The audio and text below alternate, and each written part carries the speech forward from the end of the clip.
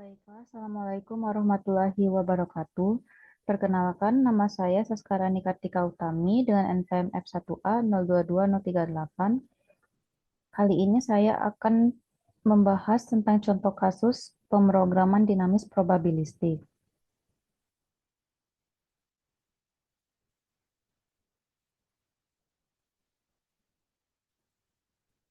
Baiklah, sebelum ke contoh kasus, saya ingin menjelaskan sedikit tentang pemrograman dinamis probabilistik.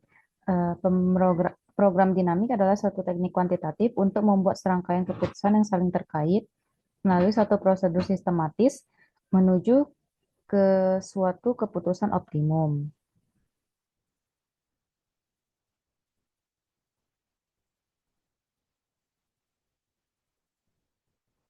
Kemudian, pemrograman dinamik probabilistik merupakan program dinamik yang memiliki ciri-ciri bahwa status pada suatu tahap ditentukan oleh distribusi kemungkinan sebelumnya.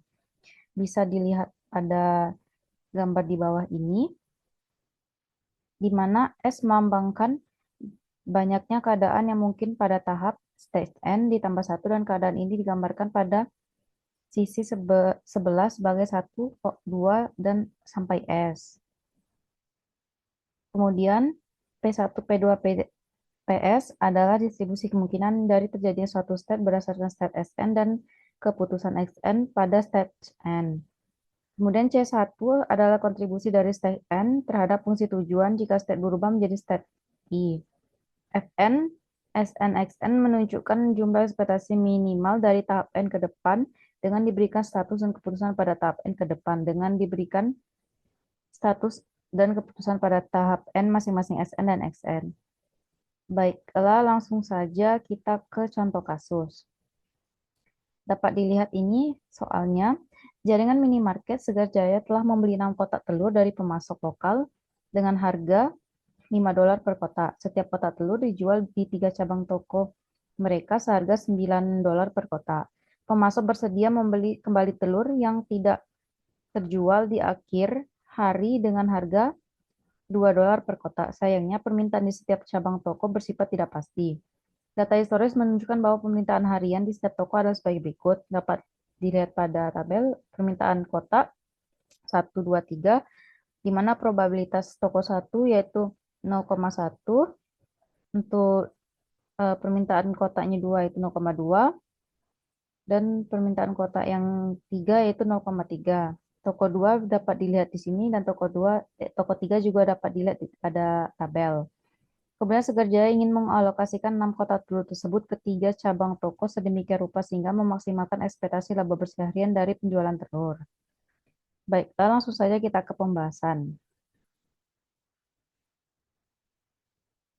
Baiklah, ini ada R30 sama dengan 0, R31 sama dengan 5,25, R32 sama dengan 8,5, R33 sama dengan 9,25, kemudian R20 sama dengan 0, R21 sama dengan 4,9, R22 sama dengan 8,3, R23 sama dengan 17,7, kemudian R1 sama dengan 0, R11 sama dengan 4,55, R12 sama dengan 8,1, kemudian R13 sama dengan 9,65. Baiklah, kita hitung untuk toko ketiga, di mana rumusnya itu sebagai berikut. F3X sama dengan max G3 R3 G3 ditambah F3 ditambah 1 X dikurang G3. Karena em, F3 ditambah 1 X dikurang G3 itu belum ada, maka di sini kita anggap 0. Kemudian untuk R3 G3 itu langsung saja kita ambil di R3 yang ini 0, 1, 2, dan 3. Maka F3 untuk F3 0, F31, F32, dan F33 yaitu nilai sama dengan R30, R31, R32, R33 dengan G30 yang sama dengan 0, G31 sama dengan 1, G32 sama dengan 2, G33 sama dengan 3. Langsung saja untuk toko 2 dan 3. Dapat dilihat rumusnya itu sebagai berikut. F2X sama dengan max G2, F2G2 ditambah F2 ditambah 1, X dikurang G2. Untuk F20 berarti R20 ditambah F30 dikurang 0. Kita lihat di atas, R20 itu nilainya, R20 itu sama dengan 0.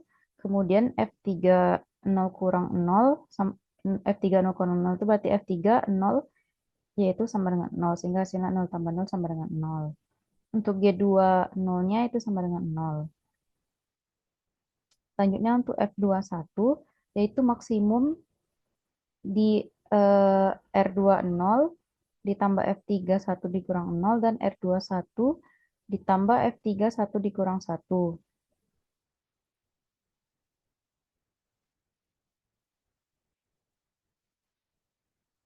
Di mana di sini R20 itu kita dapat dari, masukkan saja ke rumusnya, yang berarti R20 ditambah F2 ditambah 1, jadi F3, X-nya itu 1, ini F21, kemudian dikurang dengan 0. Kita lihat nilai R2, 0 ya, tadi sama dengan 0, dan nilai F31 dikurang 0, berarti nilai F31 kita lihat di atas, F31 ya ini 5,25. Jika ditambah hasilnya itu 0 ditambah 5,25 sama 5,25. Kemudian untuk R21 ditambah F31 dikurang 1, untuk R21 kita lihat di atas, yaitu nilainya sama dengan 4,9. Dan ditambah F31 dikurang 1 sama dengan F30, di mana nilainya 0. Sehingga jika ditambah 4,9 ditambah 0 sama dengan 4,9. Untuk F22, F21 tadi kita pilih nilai maksimumnya yaitu 5,25, di mana G2-nya yaitu sama dengan 0. Untuk F22 sama dengan maksimum, langsung saja masukkan ke rumus sehingga didapat seperti ini. Untuk R20 ditambah F32 dikurang 0, 0 ditambah 8,5 sama 8,5. Perhitungannya sama seperti yang di atas. Terus kita pilih nilai maksimum di antara ketiga nilai ini yaitu 10,15, di mana G22-nya sama dengan 1. Untuk F23, F24, F25, F26 itu sama saja perhitungannya. Kemudian pilih nilai yang maksimum dari perhitungannya. F26 sampai F26 dikarenakan pada soal tadi yaitu diminta 6 kotak telur.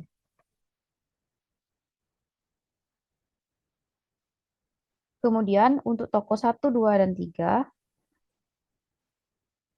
merumusnya seperti ini. F1X sama dengan max G1, F1, G1 ditambah F1 ditambah 1X dikurang G1. Itu F16 sama dengan maksimum dari dapat dilihat yaitu R10 ditambah F26 dikurang 0. Tinggal dimasukkan saja seperti rumus. 6 itu didapat dari X yaitu F16.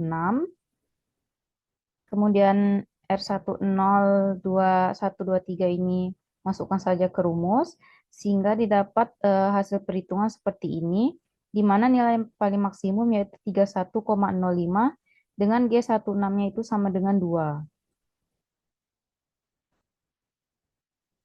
Jadi, berdasarkan perhitungan di atas, diperoleh untuk kotak telur yang akan didistribusikan ke masing-masing toko 1, 2, 3 adalah toko 1 yaitu sama dengan 2 unit, toko 2 sama dengan 3 unit, toko 3 sama dengan 1 unit, dengan probability masing-masing toko 1 yaitu 8,1, toko 2 sama 17,7, toko 3 sama dengan 5,25 dengan jumlah total probability yaitu sebesar 31,05.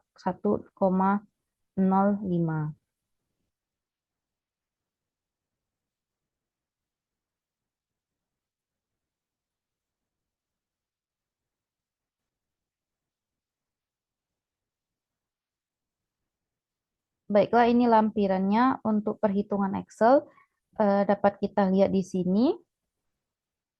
Perhitungannya untuk toko 3, toko 2, dan toko 1. Di toko 3, tadi seperti perhitungan di atas. Kemudian ini untuk perhitungan toko kedua, dan ini untuk perhitungan toko ke satu. Sehingga hasilnya itu diperoleh 31,05 dengan store 1 alokasinya 2, store 2 alokasinya 3, dan store 3 alokasinya 1. Dengan total probability 31,05. Hasil perhitungan Excel-nya sama seperti hasil perhitungan manualnya.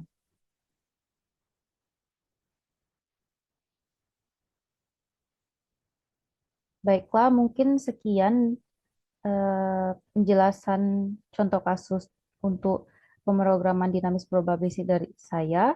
Sekian, terima kasih. Wassalamualaikum warahmatullahi wabarakatuh.